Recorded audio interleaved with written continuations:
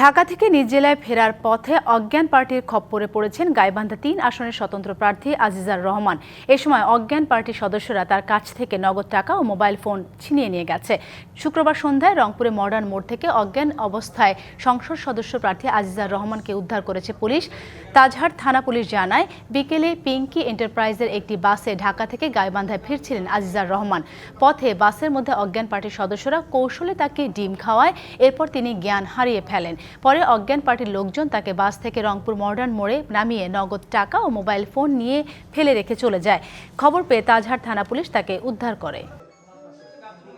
আমার সঙ্গে ছিল, এর নাম হলো শাহিন। এ আমাকে একটা ডিম খাওয়াইলো, আমরা শুয়ে পড়ে গেলাম। ঘুমন্ত এই অবস্থায় আসি, পরে দেখি কি ব্যাপার, আমি এখানে পড়িয়ে ওখান থেকে পুলিশ আমাকে উদ্ধার করে নিয়ে আসে। আমার একটা ব্যাগ ছিল, ব্যাগে ছিল কম্বল ছিল, একটা কোট ছিল, কোটের টাকা ছিল, কিন্তু সেই ব্যাগটা আমার নেই, মোবাইলটাও নাই।